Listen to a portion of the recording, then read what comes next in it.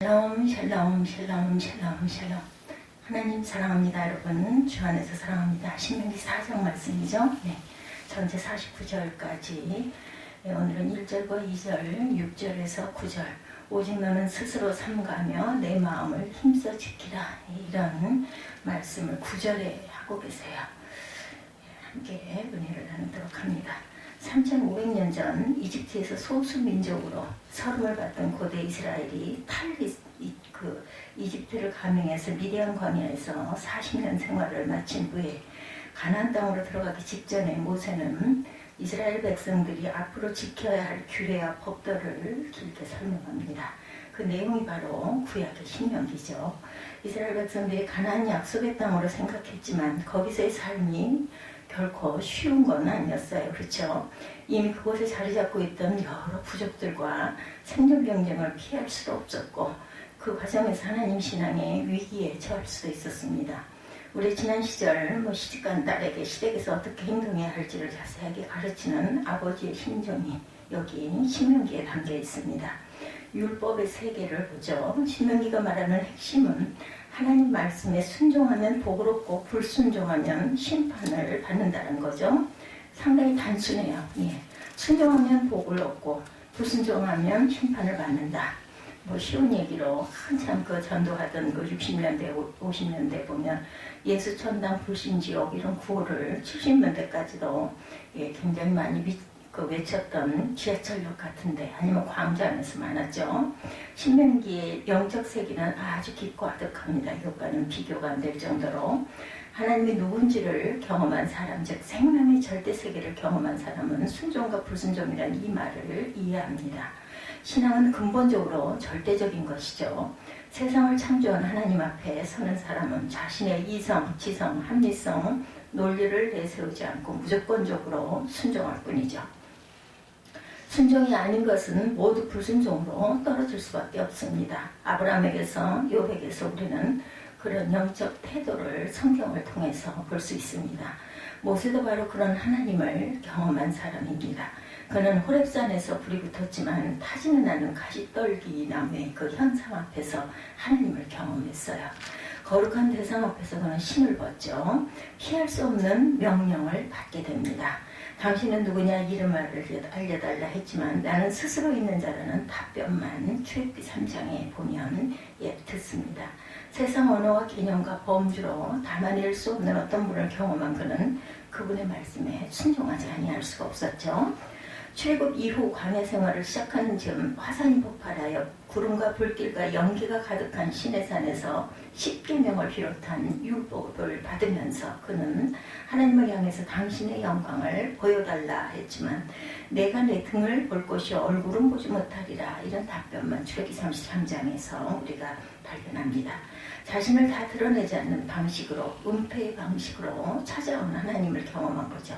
모세는 자기 민족도 바로 그런 하나님을 경험하고 자신을 다 드러내지 않는 방식으로, 은폐의 방식으로 찾아온 하나님 안에서 살아가기를 원했습니다. 이런 그의 생각을 우리는 오늘 본문의 4장 1, 2절, 6절에서 9절에서 우리가 발견할 수가 있습니다. 이스라엘아, 이제 내가 너에게 가르치는 규례와 법도를 듣고 준행하라. 그리하면 너희가 살 것이요 너희 조상의 하나님 야훼께서 너희에게 주시는 땅에 들어가서 그것을 얻게 되리라. 4장 1, 2절에 이렇게 시작을 하고 있습니다. 4장 1, 2절 보면 내가 너희에게 명령하는 말을 너희는 가감하지 말고 내가 너희에게 내리는 너희 하나님 야훼의 명령을 지키라. 2절에 이렇게 말씀합니다. 내가 너희에게 명령하는 말을 너희는 가감하지 말고 내가 너희에게 전하는 내가 너희에게 내리는 너희 하나님 야훼의 명령을 지키라. 본문에 규례와 법도를 듣고 실천하라고 준엄한 명령을 하죠. 여기서 말하는 규례와 법도는 이스라엘 백성들이 가나안 땅에 들어가서 지켜야 할 규칙을 얘기합니다. 보통 율법이라고 말하죠. 율법의 총체는 십계명입니다. 오늘 본문 바로 뒤에 신명기 5장에 십계명이 나옵니다. 나 외에는 다른 신을 내게 두지 말지어다, 이렇게 시작을 해서 내 이웃을 탐내지 말라로 끝납니다. 십계명의 율법 정신이 그대로 녹아 있죠. 그 안에 이것은 한 국가의 헌법과 같습니다. 헌법은 그 국가의 정체성을 규정하고 헌법만 국가에는 있는 게 아니라 온갖 법률과 시행세칙 등이 따라오는 것처럼 구약의 율법에도 십계명 외에 여러 가지 규례와 법도가 나옵니다. 모세는 그 모든 것을 잘 지켜야 한다 이렇게 강조하죠. 규례와 법도 즉 율법을 지켜야 할 이유는 세 가지입니다. 첫째 산다, 둘째 가나안에 들어간다, 셋째 그곳의 땅을 얻는다. 이 세 가지입니다. 이걸 한마디로 줄이면 이스라엘 백성들의 율법을 통해서 가나안 땅에 두 발을 딛고 편안히 살게 될 것이라는, 쉽게 말해서 잘 먹고 잘 살게 될 것이다 이런 뜻입니다. 구약시대에도 그런 삶이 곧 구원이었어요. 이스라엘 민족은 율법 민족이라 불릴 정도로 율법에 자부심을 가진 민족이죠. 4장 8절에 이를 다음과 같이 표현합니다. 오늘 내가 너에게 선포하는 이 율법과 같이 그 규례와 법도와 공의로운 큰 나라가 어디 있느냐 이렇게 반문을 하죠. 8절에 보면 너에게 선포하는 율법과 같이 그 규례와 법과 공의로운 큰 나라가 어디 있느냐. 오직 너는 스스로 삼가며 내 마음으로 힘써 지키라. 그리하여 내가 눈으로 본 그 일을 잊어버리지 말라. 내가 생존하는 날 동안에 그 일들이 내 마음에서 떠나지 않도록 조심하라. 너는 그 일들을 내 아들과 내 손자들에게 알게 하라. 전하라는 말씀이죠. 모세는 무엇을 근거로 율법이 이스라엘 민족이 살 길이라고 선포했을까? 그런 주장은 정말 옳을까? 이런 의문이 생기죠. 고대 이스라엘이 가나안에 들어가서 어떻게 살았는지를 보면 답이 나옵니다. 그들은 광야 생활을 하던 때와는 비교할 수 없을 정도로 가나안에서 이룬 것이 많습니다. 다른 나라처럼 왕정 국가를 이루고 예루살렘 성전도 건축하죠. 자주성가는 어떤 사람과 비슷합니다. 그러나 그들의 삶이 거기서 늘 성공적이지는 못하죠. 주변의 제국으로부터 끊임없는 순환을 받습니다. 선지자들은 그게 다 하나님의 말씀에 순종하지 아니했기 때문이다 이렇게 비판하지만 순종했다고 해서 모든 일 순탄하게 풀렸을 거라는 보장도 없습니다. 이것은 우리의 경우로 바꿔서 생각해도 마찬가지죠. 구약의 율법을 포함한 모든 성경은 하나님의 말씀입니다. 우리가 그 말씀대로 산다고 해서 모든 일들이 늘 잘 되는 것은 아니죠. 그런데 본문은 왜 율법 준수가 생명의 길이라고 주장하는 것일까? 여기서 우리는 모세의 말과 하나님의 말을 우선 구분해야 합니다. 모세의 말은 인간의 말이기 때문에 그걸 직접적으로 하나님의 말이라고 할 수는 없습니다. 인간의 말이 아니죠. 모세의 말은 하나님이 주신 말씀을 대언한 거죠. 4장 1절에 율법을 모세의 가르침이라 하고 2절은 하나님 야훼의 명령이다 이렇게 말씀합니다. 모세의 말과 하나님의 명령이 다르다는 사실을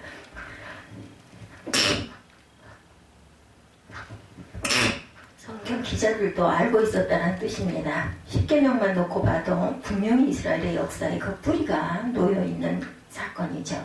오랜 세월에 걸쳐 이스라엘 민족은 가장 가치 있는 명제를 10가지로 완성합니다. 신약성경도 이런 점에서는 동일합니다. 하늘에서 뚝 떨어진 게 아니고 모두 사람의 입을 통해서 전달이 되고 사람의 손으로 기록됩니다. 그런데도 우리는 그걸 하나님의 말씀이라고 믿죠. 이게 과연 말이 될까? 무슨 근거로 이것이 하나님의 말씀이라고 우리는 말을 하나? 하나님에게서는 사람과 같은 방식의 말과 글이 없어요. 그렇죠? 하나님 말씀으로 세상을 창조하셨다 하지만 하나님의 말씀은 우리가 일반적으로 생각하는 그런 말과 글이 아니라 창조의 원초적 능력을 가리킵니다. 사람만이 말을 하고 글을 쓰죠. 목사의 설교도 목사 자신의 말이지 하나님의 말씀 자체는 아닙니다. 다만 하나님의 말씀을 기준으로 해서 그것을 풀어서 설명하는 것이 설교입니다. 다만 그가 하나님의 뜻을 정확하게 전달한다면 그것은 하나님의 말씀으로 그렇기 때문에 간주가 되죠. 예를 들어 여기 초등학교 교실에 벌어진 일을 상상해 봅니다. 선생님이 급한 일로 교실을 떠나면서 반장에게 학급 일을 맡기죠. 반장이 선생님의 형편과 생각을 정확하게 전달하기만 한다면 그 말은 반장의 말이 아니라 선생님의 말씀이 대언이 되는 거죠. 이게 쉬운 게 아닙니다. 반장이 아무리 선생님 뜻을 정확하게 전한다고 하지만 여러 가지 이유로 잘못 전달이 되거나 또한 거기에 가감될 수가 있죠. 모세의 경우도 호렙산과 시내산에서 하나님을 절대 생명을 경험한 사람, 그 경험으로부터 자기 민족이 나가야 할 방향을 알게 되었어요. 문제는 그 하나님을 인간 언어로 설명할 수 없다는 데 있습니다. 하나님은 언어 너머의 존재이죠. 이게 모세의 고민이었습니다. 자신의 하나님 경험은 분명한데 이스라엘 백성들에게 표현할 수 있는 언어는 사실 없었습니다. 그래서 그런 율법을 말하지 않을 수가 없었죠. 하나님 앞에서 살아가는 사람들이 지켜야 할 도리가 바로 율법입니다.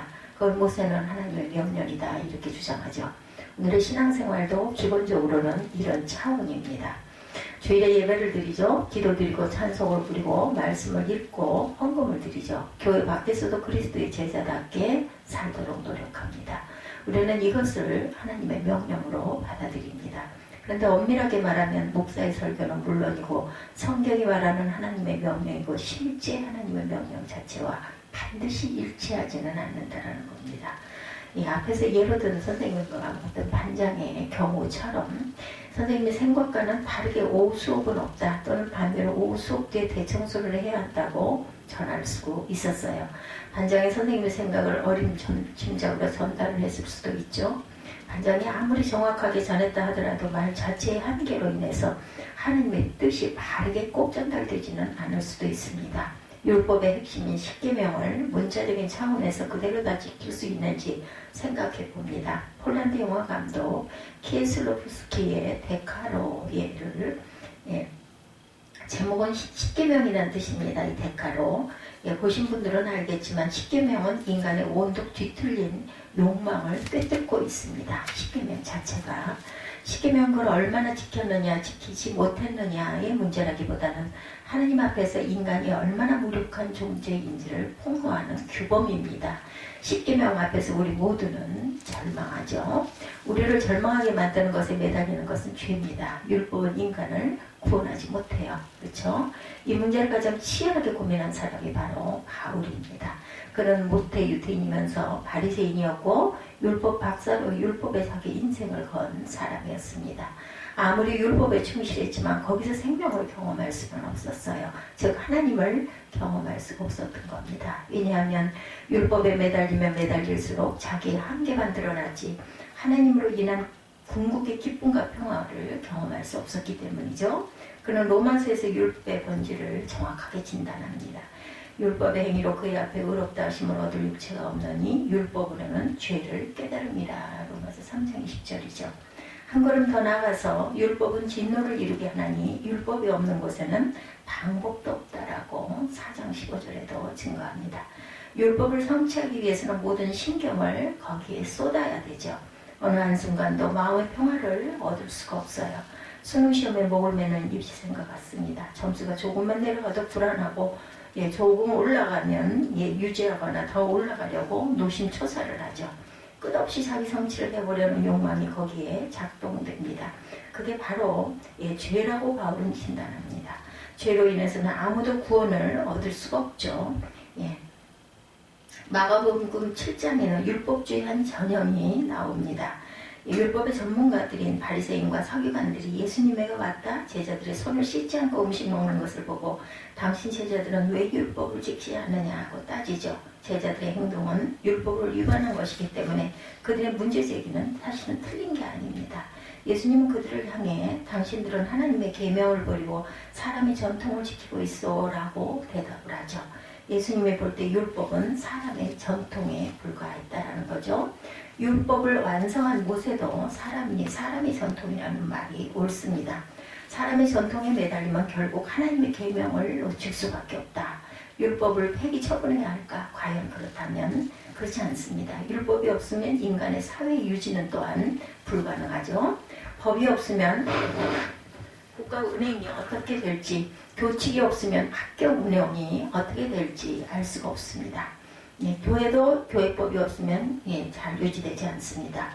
예배만 해도 그렇습니다. 예배 순서 없이 성도들이 함께 둘러앉아서 은혜가 느껴지는 대로 서로 간증하고 성경 읽고 설교하고 찬송 부르면 된다고 생각하는 사람도 혹여 있을지 모르겠지만 이에 비해서 예전 중심으로 드리는 우리 교회 예배 어떻게 보면 율법적입니다.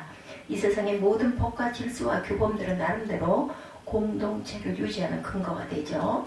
예수님이 제점에서 최후의 심판이 일어나고 하나님의 직접적인 통치가 실현되기 전까지는 일종의 어떻게 보면 필요악으로 율법은 반드시 존재해야 된다는 거죠. 우리는 지금 다 그 안에서 살고 있습니다. 법도 마찬가지죠. 은총의 세계, 구약 종교인 유대교는 율법의 신앙의 거점을 잡았다면 기독교는 예수 그리스도의 복음의 신앙의 거점을 잡고 있습니다. 이 대목에서 바울이 가르침으로 돌아갑니다. 그는 철저한 유대교인이었죠. 철저한 기독교인으로 돌아간 사람이기 때문에 유대교인이었다가 기독교인으로 돌아갔어요. 그에게 정확한 대답을 어떻게 보면 제일 근접하게 들을 수 있습니다. 율법의 기능이 죄를 깨닫게 하는 것이라고 짚은 뒤에 바울은 전혀 다른 차원의 궁극적인 사실을 언급합니다. 로마서 3장 21절에서 24절에 보면 이제는 하나님께서 인간의 당신과 올바른 관계에 놓아주시는 길이 드러났다. 그것은 율법과는 아무런 관계가 없다. 하나님께서 믿는 사람이면 누구나 아무런 차별도 없이 당신과의 올바른 관계에 놓아주셨다. 그것은 예수 그리스도를 믿음으로 이루어지는 것이다. 이렇게 공동 번역의 내용을 풀어서 논 부분에 증거합니다. 하나님께서는 그리스도 예수를 통해서 모든 사람을 죄에서 풀어주시고 당신과 올바른 관계를 가질 수 있는 은총을 거저 베풀어 주셨다. 신앙의 중심이 율법에서 은총으로 옮겨졌다는 뜻입니다. 대다수의 사람들은 이런 발언을 정신나간 소리다 이렇게 생각합니다. 예수 그리스도를 믿으면 그가 유대인이든 이방인이든 남자든 여자든 율법적으로 사는 사람이든 그렇지 않든 이성애자든 동성애자든 자유주의자든 공산주의자이든 남한 사람이든 북한 사람이든 지성인이든 무식한 사람들이든 아무 차별 없이 죄에서 풀어주셨다는 발언을 이해하고 동의하기는 쉽지가 않습니다. 특히 율법에 충실했던 사람과 모범생으로 살았던 사람들은 은총의 능력을 이해하기가 더 어렵습니다. 이상한 사람들과 자기가 동일 취급을 받는다는 게 못마땅할 수도 있겠죠. 이런 상태에 머물러 있다면 안타깝게도 그는 아직 하나님의 은총을 모르는 사람들입니다. 오늘 우리의 구체적인 삶의 현장에서 볼 때 율법은 가깝고 은총은 멉니다. 세상의 작동 원리는 실체가 다가오고 하나님의 관념으로 느껴지죠. 그래서 많은 기독교인들이 혼란스러워합니다. 과연 은총으로 이 세상을 살아낼 수 있는가? 믿음만으로 세상을 버텨낼 수 있는가? 그런 의문이 물음표가 찍히죠.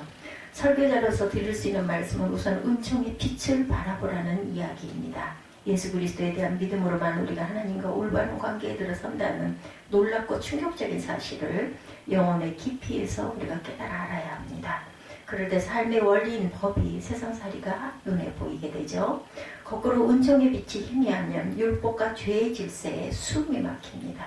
익히면 악하면 악한 대로 착하면 착한 대로 차이가 없습니다. 하나님을 모르면 하나님 아닌 것에 지배받을 수밖에 없죠. 온전히 예수 그리스도를 통한 은총의 빛과 능력에 기대어 한 걸음 더 나아가 은총의 화염에 휩싸여 살아가는 저와 여러분이 되시기를 주님의 이름으로 축복합니다. 기도하시겠습니다.